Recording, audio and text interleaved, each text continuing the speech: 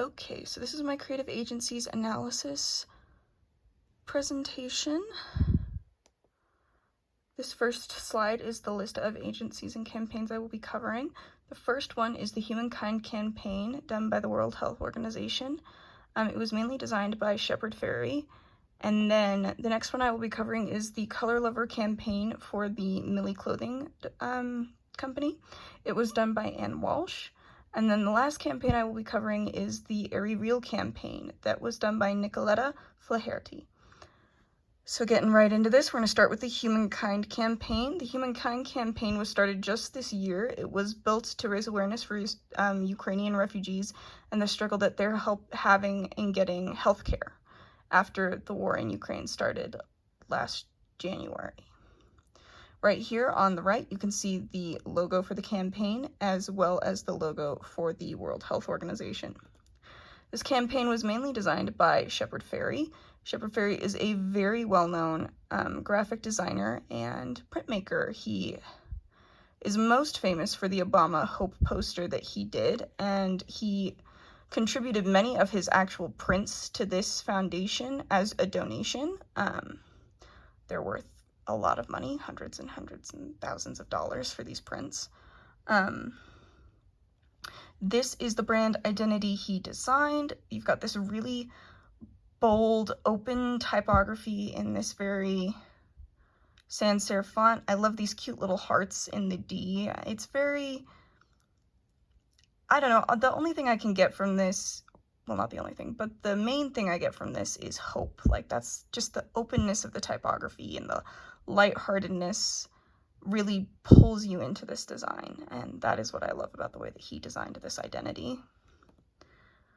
So the social media for this was very much poignant, and they would do these videos like you see on the right where they showed just how much people were suffering in Ukraine to get people to donate. And they also had the support of many popular celebrities such as Harry Styles, Ed Sheeran, and Shaquille O'Neal post about the struggles of the Ukrainian people to get them to donate. So not only are they using the brand in this, but they're also using these very specific marketing strategies to get people to donate. If you go to the website to donate, they have all of their merch is done in the same logo that they have for the campaign. And if you buy like their merchandise, it goes towards supporting these Ukrainian refugees, which I think is super cool, and I think it was very well done. On to the next campaign. It's the Millie Color Lover campaign. This campaign was all about diversity and inclusion. As you can see, you've got people from widely different backgrounds against these really bold color sets. It's very pretty. It was done to advertise for their spring line and kind of set them apart as this very colorful and bold brand. It was designed by one of the most famous graphic designers in the world, Jessica Walsh. She's very talented, and you can see that her style, even in her own personal design work here, is matching the design of this campaign. So she was obviously the perfect choice for this, and this campaign is very famous. It's very pretty. And it kind of put this fairly obscure brand on the map. Millie, the company, has only been around since 2000, and this was one of the first big things that they did that really set them apart in the fashion industry. This is some of the brand identity stuff you see. We've got these really bold colors, this really big focus on the rainbow theme, and having really diverse models. Specifically, the one on the right, the dresses they're in are obviously part of their spring line, but they've got like this very artful and bold style going on that just kind of sticks with you. I think that's probably one of the main goals of this brand identity, is to make it stick with you so you remember them. This is a quote from Millie's website, just to kind of explain who they are as a company and what they want their brand to achieve. They were established in 2000. Millie has garnered a cult-like following by creating advanced contemporary fashion with a strong feminine point of view, combining Parisian, you can read this, I can't apparently say that word, I think it's French, But yeah, they're going for this very bold color look, and I think they very clearly achieved that with the Walsh branding. Moving on. This is what they posted on their social media for this. They posted a couple other things too. I just thought this was the best post here. And as you can see, it's very inclusive. This was also part of their like Pride celebration, so they simultaneously are putting themselves on the map as a bold, alternative, avant-garde brand at the same time as showing that they are inclusive and a good workplace and someone you ethically want to be associated with, which is a big thing nowadays in the fashion industry. You want to know where your clothes are coming from and that they're coming from a good source. So I think this brand is really cool for doing this campaign with Walsh. Third campaign is Aerie Real campaign.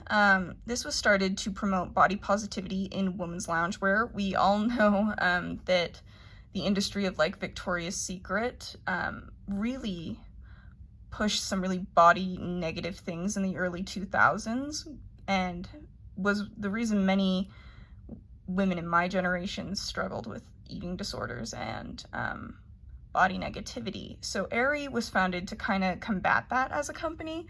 They are a subset of American Eagle and are meant specifically to promote body positivity. All of their photos in their advertising are unedited, which is a big thing with a lot of the body negative movement, is that there was like very edited photos that make people feel bad about themselves. Aerie doesn't do that. They leave all of their photos, all of their models are unedited. This was designed by a graphic designer called Nicoletta Flaherty. She's really just the senior designer on Aerie's staff, but I think her work is spectacular, and she's been working with them for a couple years, so it's very interesting to see that she has a very consistent style that she keeps upon each new release that they do for the company, but each one is still different enough that it catches your attention. I think she's very interesting. Moving on, so here's some of the brand identity. They've got this really bold sans serif and this serif font that they combined in their advertising, and they're always using the green and the white. The green and the white is their like signature colors. They're very pretty, as well as they have this very script looking logo that goes on all their store stuff. So they're really combining all of these really different fonts, but I think it's working for them because they play off of each other and it's very creative.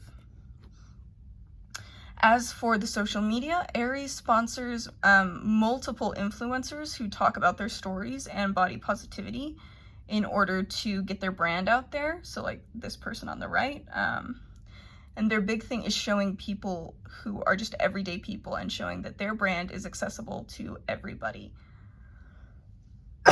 And so that you know that who you're interacting with is a real person. I think that's very interesting of the brand to go for brand of the people is kind of the vibe that they're going for. Whereas the brand before them, Millie, they're going for like, we are avant-garde, we are new, we are fresh, we are different, if you wear our brand, we're cool. Versus this brand, which is very much, we want you to be comfortable in your own body, we want you to be comfortable in your own skin, everybody can wear us. And that's the point. So it's very interesting how the marketing between those two is different, but still effective.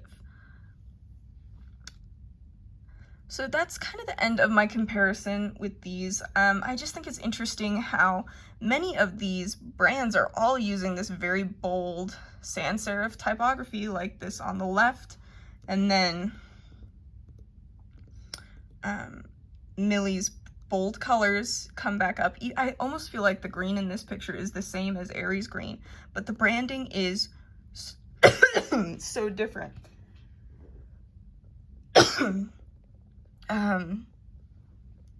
But this is